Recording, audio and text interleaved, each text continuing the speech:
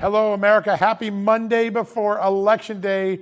A lot of live coverage going on Real America's Voice tonight, including President Trump's last rally before the election. So Amanda and I are doing a special online. We've got some great guests, but most importantly, we have Amanda in the house today. This is very exciting. Good to see you here. Busy week ahead. Good show today, too, huh? Indeed. I'm very excited. I love this. This is our Super Bowl, and it gets me so energized and excited. Tonight, we have some amazing interviews. Robert Cahaly of Trafalgar Group is going to be joining us with his final predictions for tomorrow. We've also got Gelet Fragela with ADN Cuba and ADN America to talk about that ever important and ever growing Hispanic vote and possible red wave towards Republicanism. And then also we have Witt to come on and just talk about everything about the midterms in general. Yeah, Will Witt's down in Florida with that brand new Florida standard. And as Florida goes, I think the rest of the nation, well, we're going to get a lot of bellwethers early with the Florida count. It's going to be pretty interesting to see that. With a lineup like that, Amanda, I don't think we should waste any time. Let's take a quick commercial break. We'll come right back with Robert Cahaly right after this.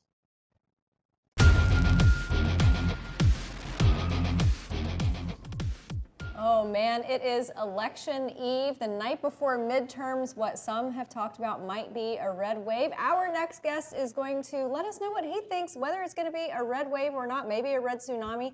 I have heard that there is a blood moon that's going to happen tomorrow, so maybe that is an omen of what's to come. Robert Cahaly, thank you so much for joining us. Thank you. All right, so we are, I don't know if we're 24 hours away from knowing results, because I think a lot of the races will be decided in the days and weeks to come after tomorrow, unfortunately. But I want to get on the eve of midterms. What is your final prediction in the House and the Senate? What's the breakdown going to be? I'd say in the House, first of all, let me say this. This is something that I've been talking about for weeks now.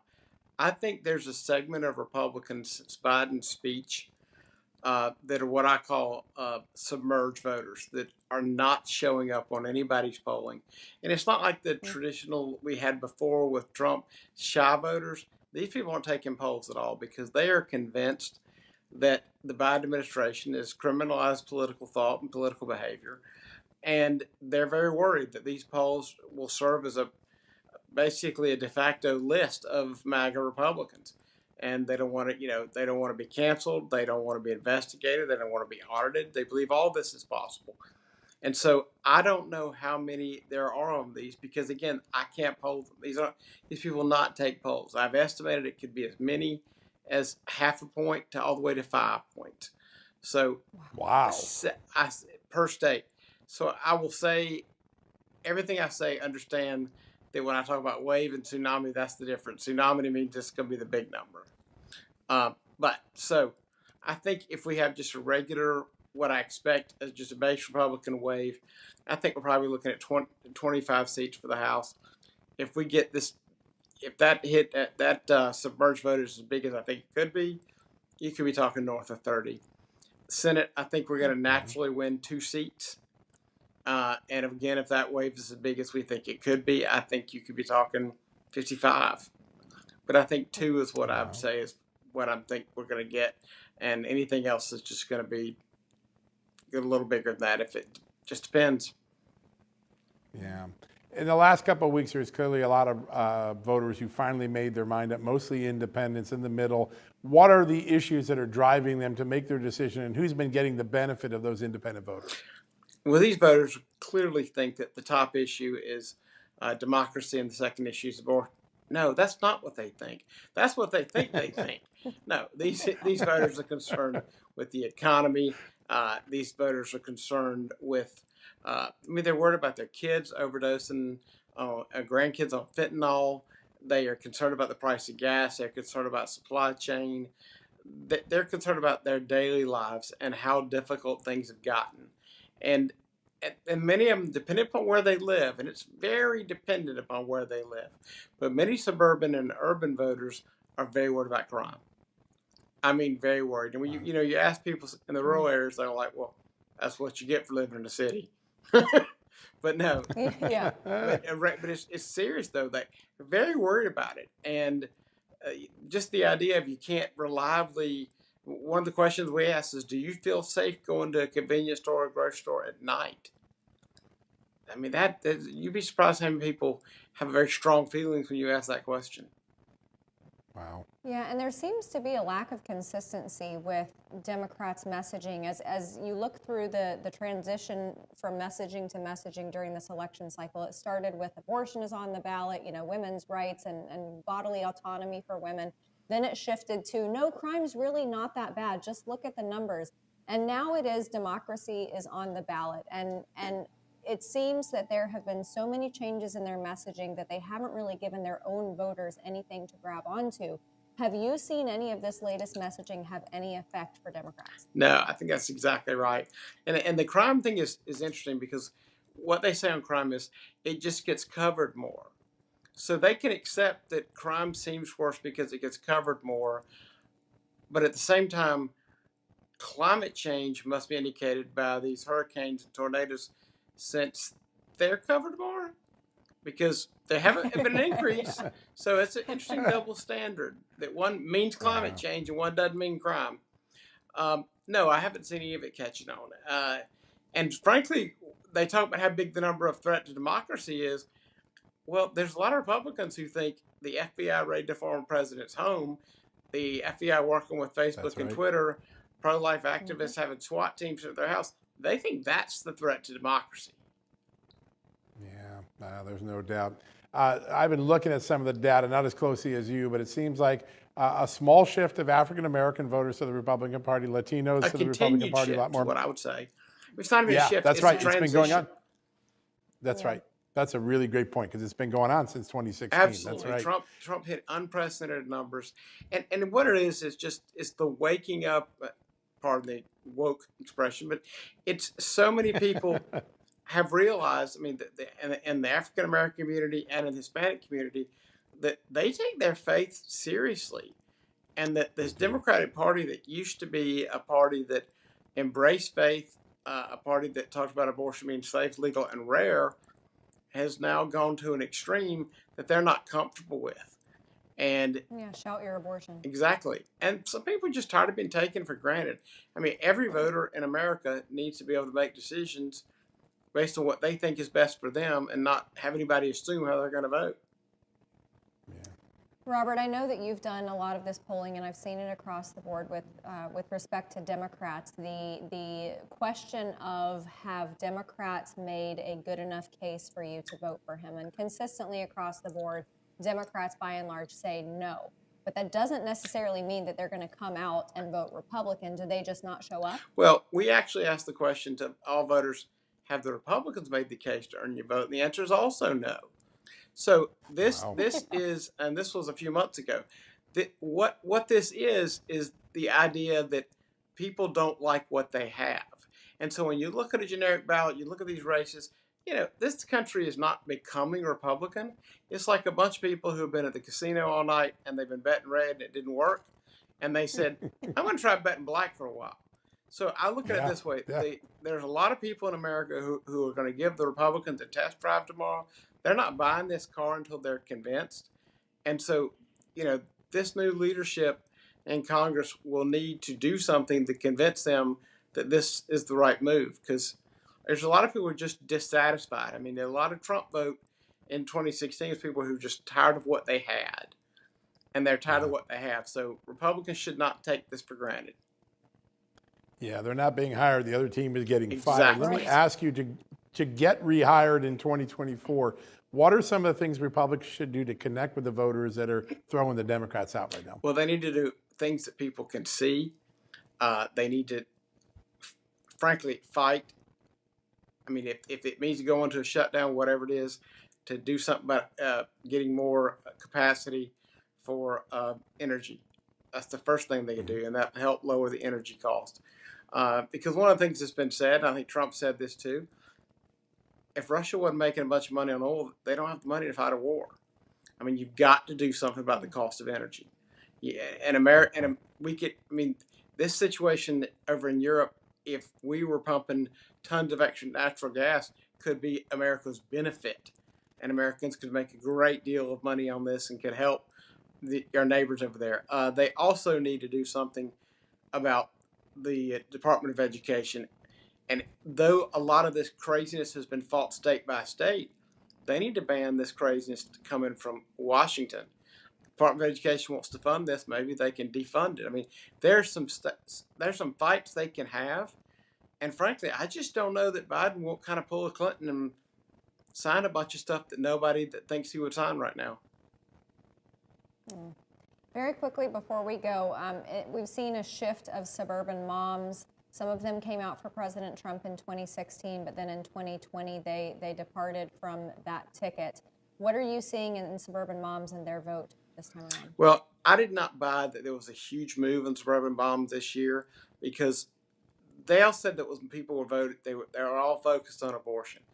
We found somewhere focused on abortion. We asked them to rank your safety going to the grocery store at night, rank you're worried that your children could overdose on fentanyl. It was ahead of abortion. And so I think they've made a mistake, but they live in these bubbles of New York and Washington, D.C., and they don't understand that. So, I mean, first of all, with abortion. Robert, I'm so sorry we have to let you go. Your insight into this is unmatched. We will have you back on to discuss the results tomorrow. Thank you so much for being with us. Absolutely. Thank you. Thanks, Robert.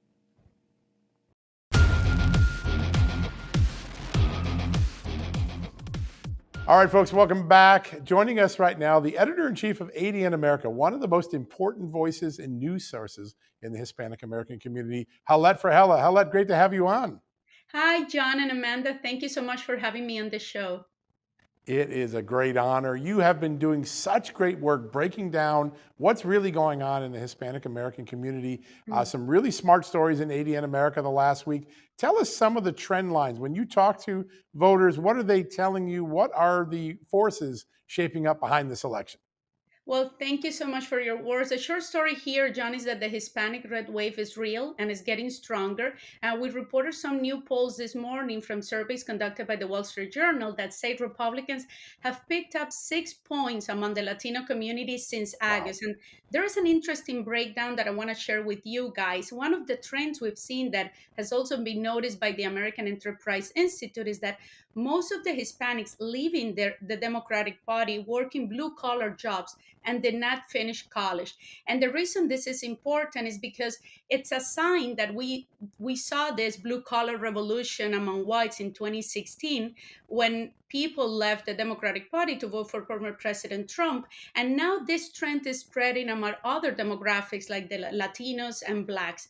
So what we've seen here, and the reason a lot of people are talking about this, is because while this red wave can partially be attributed to Hispanics rejecting this radical transgender agenda in school and protecting parent rights, working class people are realizing actually that they have similar concerns when it comes to the inflation, when it comes to the cost of living, and that their ethnicity and their race don't really matter. Amazing. And, this red wave among Hispanic communities, I know that Democrats don't really want to acknowledge it. But what's interesting to me is that we were speaking to Robert Cahaly about this. When Democrats are polled and they say that the Democrat Party hasn't done enough to win their votes, they may just not show up. But in the Hispanic community, I've seen something really interesting. I live in Los Angeles, a large Hispanic population. Not only do they think Democrats haven't made a case, but they're angry because they feel like they've given their votes to Democrats for a long time, and Democrats have thrown it away and have really they haven't appreciated the fact that Hispanics have voted for them for so long. Do you see that? Oh, you're absolutely right. That's right on point. And one of the issues and the sentiment that we hear in the community is that they don't really matter to the party, that they only matter every 2 years when they need their vote. And this is evident on all of the issues that the Democrats have overpromised, but they have never been willing to compromise and actually pass a lot of the immigration reforms. They have proposed very radical reforms in terms of immigration that they never accomplished. And when you look actually at how Hispanics feel, they're more in the center. They're willing to compromise. They're willing to find common grounds, and they're not in this radical, they don't support these radical agendas that unfortunately the Democratic Party is supporting right now. So that is across the board, that's a sentiment that we are really seeing among many people. And another interesting thing, Amanda, is that when you break down the vote by country of origin, like you're in LA, so you probably are around a lot of Mexican Americans, people coming from Salvador and Nicaragua. So the issues that matter to those voters are also tend to be different. But the Democratic Party has always speak to the Hispanics in the same way, like they're a monolithic group, and we're not. Yeah, it's Lots of different types of tacos, as Jill Biden would say. Yeah, exactly. Yeah, that was a Joe Biden or maybe a Jill Biden line. It was one of those two. Yeah. What this is if the Democrats are being fired this election, so this is a shift driven by the fact that we're rejecting Democrats. What do Hispanics want to see from Republicans in the next 2 years to be hired? Meaning, next time we want you back. What are the issues that are most important to them to close the deal for another 2 years of support? Well, I think the economy is so important. I think keeping this country free. There are two reasons why Hispanics come to this country. It's freedom and it's prosperity. And the Yeah. progressive wing that has taken over the Democratic Party has done a very bad job on those two. They're a danger to liberty and they destroy the American economy. So I think those are two issues that Hispanics really want Republicans to stand up for: liberty and the economy. Yeah. I wanted to ask you, the Hispanic community is, for the most part, a very traditional community. They care about traditional values and family and faith, religion. Of all of the progressive issues that seem to be now a part of the Democrat Party platform, it seems to me that the trans agenda is the one that's most disturbing to the Hispanic community because of that deep-rooted foundation of tradition. Is that the case? Yes, and it's also not just about religion and tradition, it's about common sense. I think a lot of parents have just said this is enough. This radical transgender idea that they're trying to instill among children, and this gender affirmative agenda that they're trying to implantate in school, it's scaring a lot of parents. It's scaring a lot of parents in my community, people that I talk to, even if they're not so religious, even if they don't go to church every Sunday like a lot of Hispanics do. They are concerned because I think they have pushed this agenda too much. It's very radical. It differs a lot from the gay and lesbian movement. They have politicized this into an extreme, and people are concerned, extremely concerned. I was driving through the countryside in Virginia, of all places, over the weekend, and I saw a sign, and it was a handwritten sign. It's pretty big, actually, good size, and it said, "I fled Venezuela to get rid or to flee socialism. Don't let it come here." I thought it was a very powerful sign. It was handwritten, had some nice little signs and symbols all around it, but that idea that maybe America has become big government socialism that people fled other countries for, is that becoming more prevalent in the communities in Latino communities in America? That idea is definitely something that you hear among many Hispanics, and not only conservative, not only Republicans. I speak to Democrats that are Hispanics, and they're also seeing this trend. I think there is something that is very evident, and it's this idea to divide America in two groups: oppressed and oppressors, and that is those are the Marxist ideas. And what you're seeing this with this gender ideology, with this radical transgender agenda, with critical race theory, is that they try to divide us among two groups, and that is just it's not real. It is exactly what people do in order to catalyze on the frictions of a society, to implantate and to put like this very radical agendas, and it's divisive, and people from Latin America are going to reject it. It is definitely a big concern among Cuban Americans. Another big concern among Cuban Americans is obviously the Cuba policy. The Biden administration has done a very poor job in terms of Cuba. People are disappointed. They're disappointed also about what they have done in Venezuela, trying to ask for oil for the Maduro regime. So all these issues that there is it seems like some sympathy, or less this administration is not being strong against these regimes. I think it's going to take a toll in these areas for sure. Okay, you bring up Venezuela and Cuba, and there is one district or county in the country that I'm keeping a very close eye on, Miami-Dade. Could it possibly go red for the first time in, nearly 40 years? Yes, what we have seen in Miami, and obviously I'm embedded in this community, so we keep a close eye on the issues that matter here. A lot of people are concerned about the Cuba policy. A lot of people are really going out to vote to try to keep these seats that Republicans are holding, like Senator Rubio, like Maria Elvira Salazar. And the reason is because they are afraid that as soon as the midterms pass, this administration is going to change Cuba policy. They're being too soft in terms of Cuba. And, we have seen so many Cubans had even moved from Democrats to Republican. Historically, Cubans have voted Republican, but it's also a swing vote. But what we have seen since the past election and the 2016 also is that Cuban Americans are also moving increasingly to the right, but also Colombians, also Venezuelans, also Nicaraguan. Let's not forget that we have a socialist in Colombia like Petro, and this administration, people at the National Security Council like Juan Gonzalez, called Petro and congratulate him and refer to him as His Excellency. Those are issues that really resonate among this community and are really concerning for this community, not just Cubans, but Colombians and everyone who stands for freedom and everyone who stands for human rights in Latin America. That's such a great analysis, and a lot of people in the media are missing these trend lines, but not if you read ADN America like I do every morning, one of the most important news sites in the country. Paulette, great honor to have you on today. We'll be watching your election coverage tomorrow night. Thank you so much, both of you. Have a good one. All right, folks, we'll be right back after this commercial break.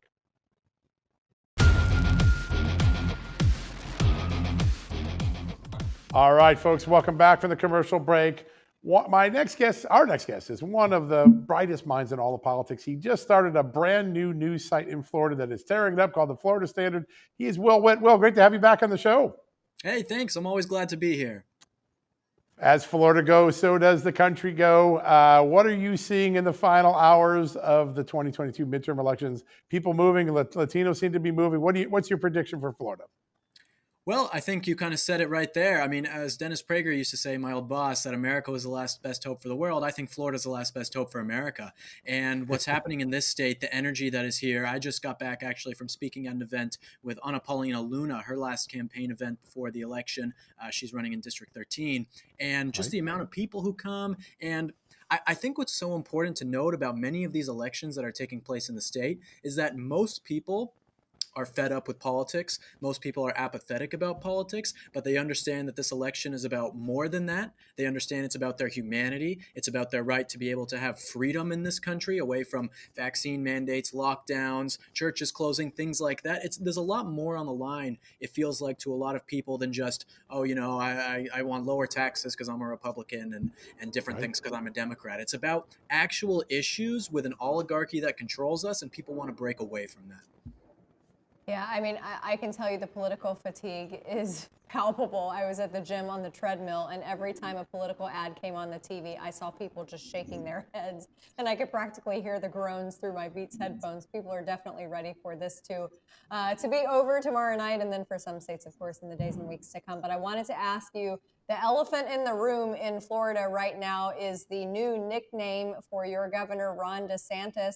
President Trump said Ron DeSanctimonious. It seemed to me like a pretty lighthearted jab, but a lot of people, of course, are up in arms over this, suggesting that it was insulting and that President Trump meant it in a mean or malicious way. I just want to get your thoughts on it. I tend to agree with you. I think everyone needs to stop being a bunch of babies and understand this is how Trump is. He makes fun of people. He makes jokes sometimes. I mean, if Trump saw his best friends, he'd probably rib them and make jokes about him too, just in that type of way. I personally don't think there's that level of ill will or bad blood between them that a lot of people are going to come on and say. I really don't think it's a big deal. And the biggest deal that people are talking about is like, oh, why are you creating this division, dividing it right before the election? It's like, no one's going to not vote for DeSantis now because of what Trump said the other day. It's like, it doesn't even matter. Every single Floridian who's a Republican, conservative, and a lot of independents and Democrats who have seen what he's done that's so great are still going to come out and vote for Ron. Trump, I mean, they just did polling in the state of Florida where they showed Trump versus Ron DeSantis for a 2024 bid. And it was clear that Ron DeSantis was favored. So it's not like what Trump says is going to sway people to be on the other side.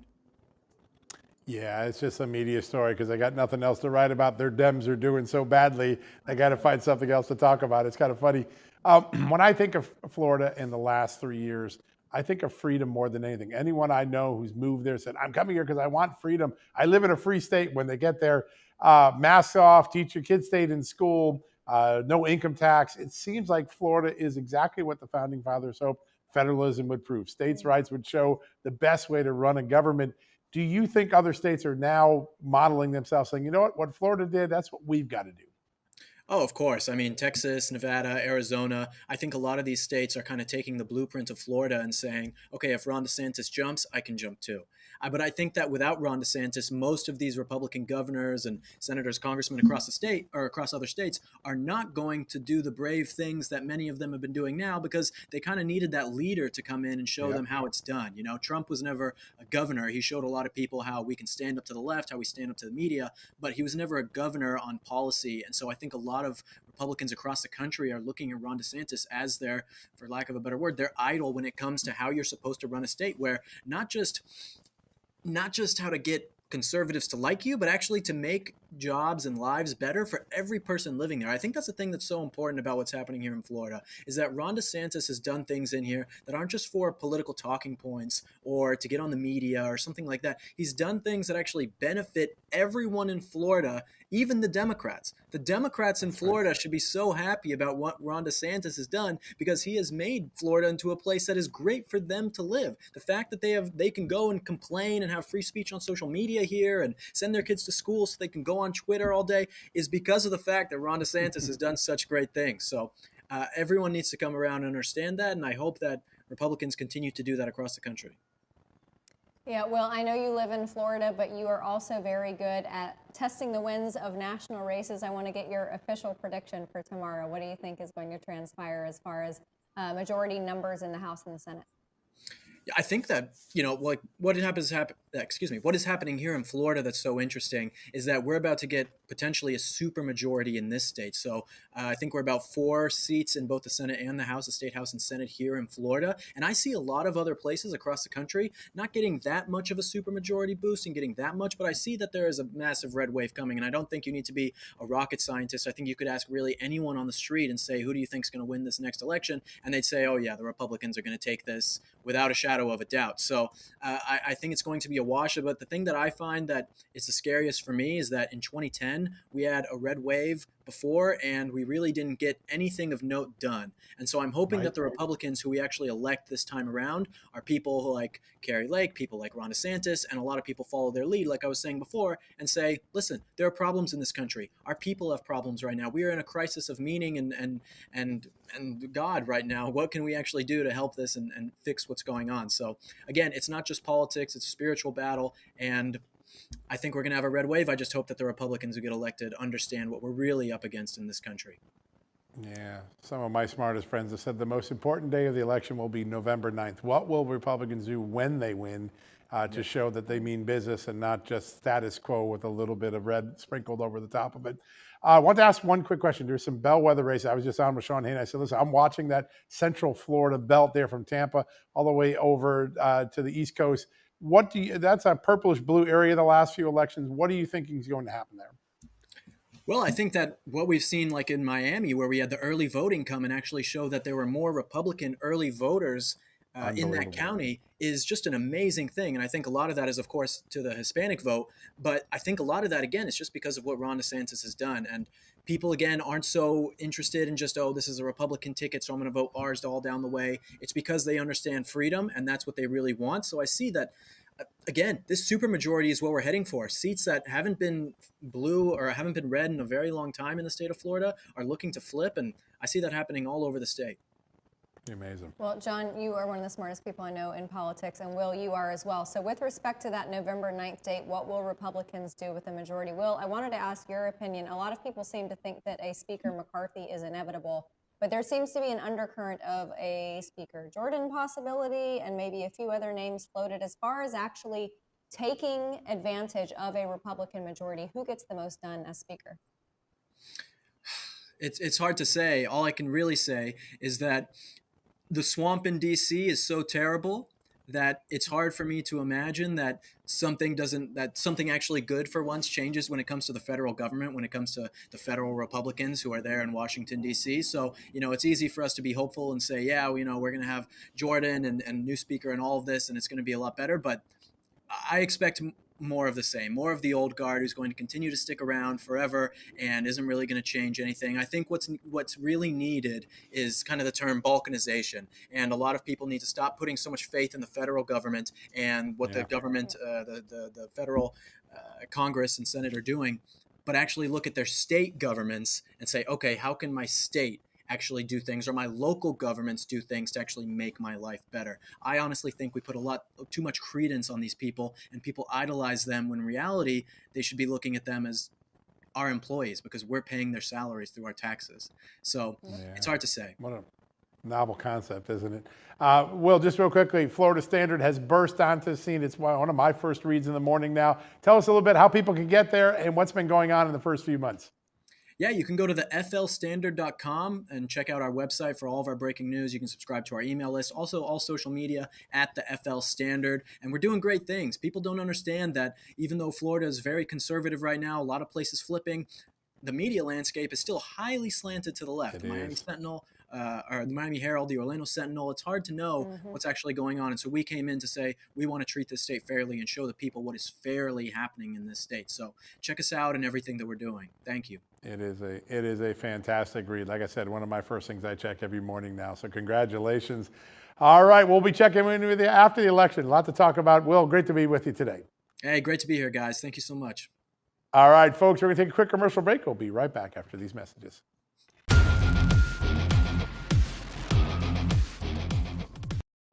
Welcome back, everybody. We have a lot to discuss, so let's dive straight in. With respect to what Robert Cahaly said about submerged voters, I think that that's incredibly on point because there are so many people who have seen the weaponization of different three-letter agencies within the federal government, and more so in years past. You know, we heard in 2020 and 2016 that people were a little skeptical about talking to pollsters, but it wasn't because they thought that they were going to see any type of legal retribution. It was just really socially and within their communities and maybe even in familially. But this time around, it's different because it's the weight of the government that scares people. It is. I think freedom itself is on the ballot. Joe Biden keeps saying it's democracy on the ballot. First of all, we're a constitutional republic. But I think people are tired of seeing their freedom eroded. They see it in the corporate space. They see it in the political space. They see it in the government space. They see it in their school board where school educators tell them, you're not in control of your kid's education. And like, yes, I am. And I'm going to show you at the ballot box. I think this is an election where freedom is the deriding factor, and anyone who's been in the way of freedom is going to get thrown out. And I think it's a warning to corporate America, too, who has been siding with the Democrats a lot. I think they're going to get a wake-up call as part of this as well. Oh, good. I'm glad you brought up corporate America because I have some numbers that come straight from the News' reporter, Nick Ballasy. Right. So, Nick, thank you for these numbers. Let's talk about corporate donors because you always hear Democrats, especially on the national level, talking about dark money and Republicans and how they're best friends with all the corporations and they get all that money from them. Well, that's not exactly true. And we've kind of known that even since 2016. When you saw Wall Street and Main Street switch parties. So this time around, let's talk about the numbers for securities and investment industry, 141 roughly million to Democrats, 106 million to Republicans. This one is crazy. As far as the law profession for major law firms, 3 times more to Democrats than Republicans. Trial lawyers are definitely in the Democratic fold. Same thing for the health profession, 3 times more for Democrats than Republicans, 36 million to 12 million. The only industry that really broke for Republicans was the oil industry, and it was 32 million roughly for Republicans versus about 7 million for Democrats. But the tech industry, this one will get your goat.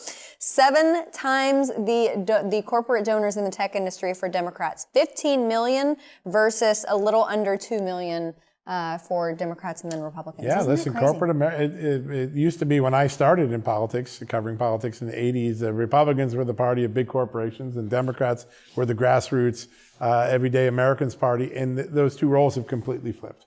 The danger is that the same woke policies that Democrats are being fired for tomorrow are also the same policies that corporate America got behind. Let's just think of how shameful you are. If you're the Major League Baseball commissioner, and you think about, I pulled an all-star game out of Atlanta saying a voting law was racist. And oh my God, first off, an Obama judge rejected that notion. And 2, there's record voting in Georgia. There's actually more voting since they put integrity into the bill, into the state. I think corporate America is the second messenger that's getting a message from this, or message recipient from this election. Go woke, go broke. I think next year, these corporations, the dynamic you see, they're going to suck up the Republicans once they're in control. Yeah.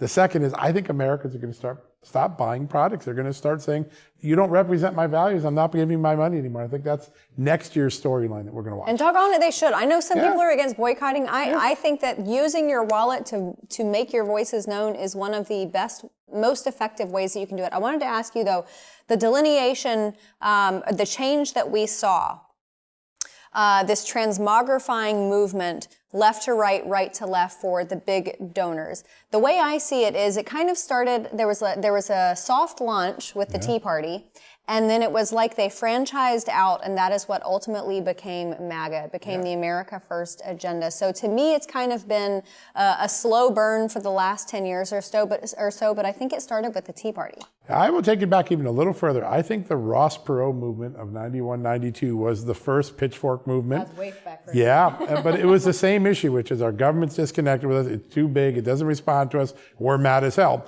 And then Bill Clinton happened. The economy was really good. And then the Tea Party movement came along. Then the Donald Trump movement came along. And MAGA is, I think, the ultimate merger of those three movements. Some people who are in their 30s and 40s during the pro movement are now in their 60s and 70s, but they're still there with the pitchforks. I think Ron Paul has a little bit of credit to take as well. He does. He got the libertarian out. If Arizona goes the Blake Masters way, Ron Paul was a deal maker, as was Rand, who came to the rescue there, unlike Mitch McConnell, who didn't support Blake Masters until the very end.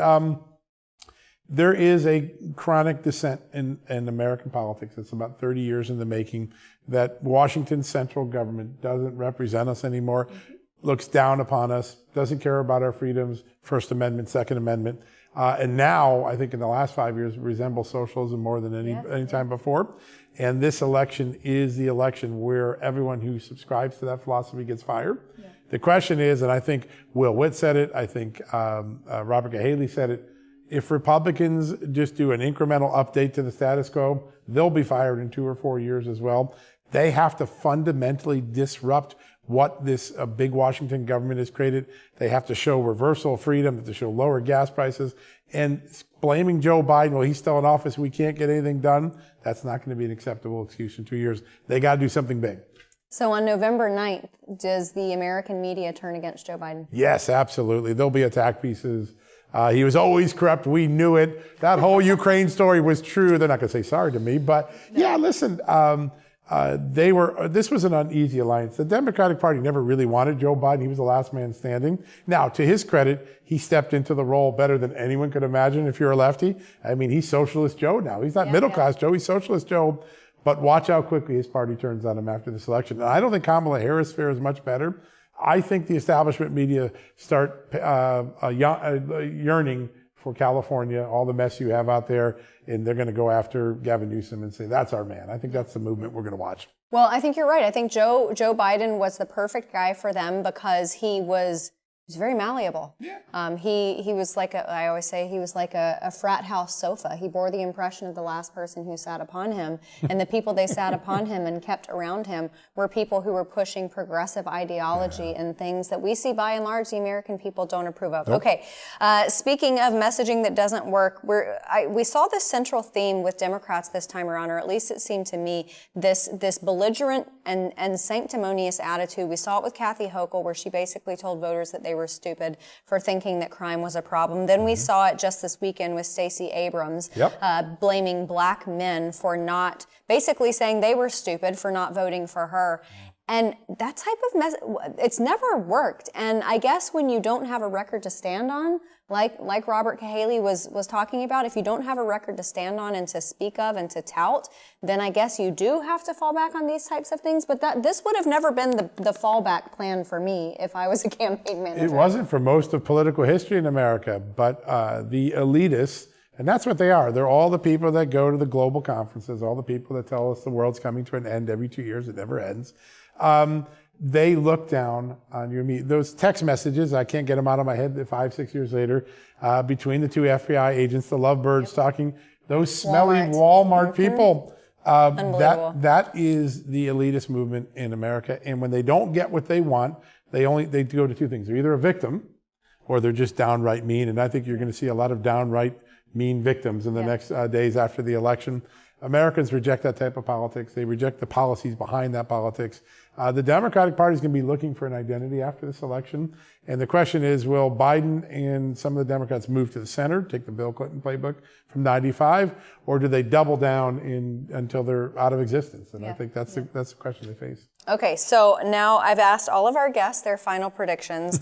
I am neither a Pollyanna nor a Chicken Little. I've tried to keep my head about myself this entire time and not say that definitively it would be a red wave or a red tsunami, although it is going to be a blood moon tomorrow. A friend of mine from my small group sent me an article about it from LA Times. LA Times is usually fake news, but when it comes to that, I think they're probably right. But my prediction is the breakdown in the Senate will ultimately be 52-48.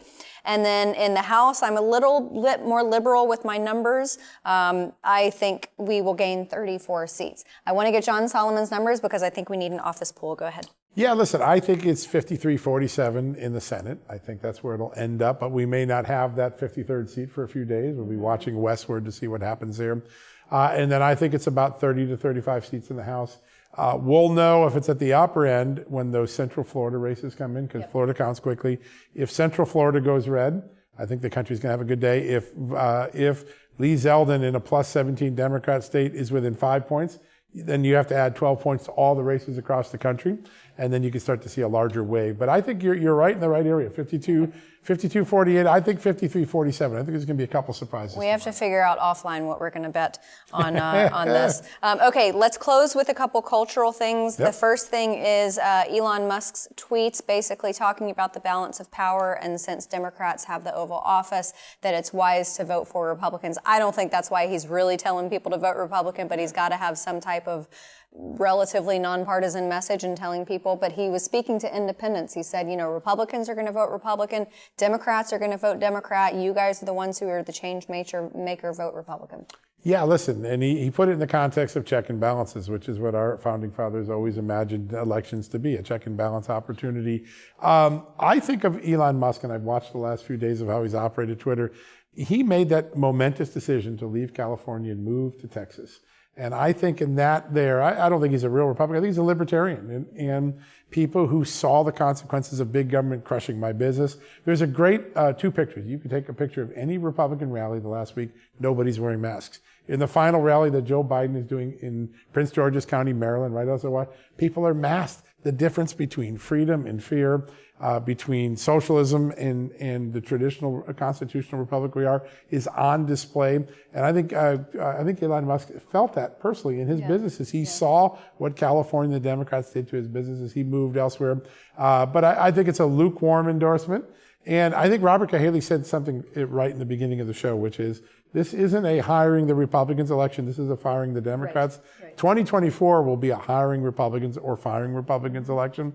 It really depends what happens on November 9th. That's going to be the fun part. You're here all week. We're going to see the first beginning of the history of how Republicans govern, starting on November 9th. Indeed. Okay, let's close with this. We'll move a little bit down the coast of California to Los Angeles. Rick Caruso is Democrat running against another Democrat, Karen Bass, but Rick Caruso is what I call a Dino. He's a Democrat in name only. I know that most people have written off Los Angeles and the entire state of California, but keep an eye on that race because this guy has relatively Republican values. He wants to refund the police department. He has a specific and tangible and quantifiable plan for reducing crime and homelessness. He might say that he's a Democrat, but only because I don't think a Republican could win the mayoral race in LA. It's a race for everyone to watch because I think it is going to be an omen for Democrats. And up north, I think some of the House races that could turn Republican that haven't been Republican in a while too. California might be beginning to realize this isn't the nirvana we were promised. We'll have to see. We'll know on the 9th. Maybe there are more smart people in California than we thought. I think there are. One of them sitting right next to me. Oh, well, I don't know about that. All right. That's it for us tonight. It's election eve. If you have not voted yet, make sure you go to the poll.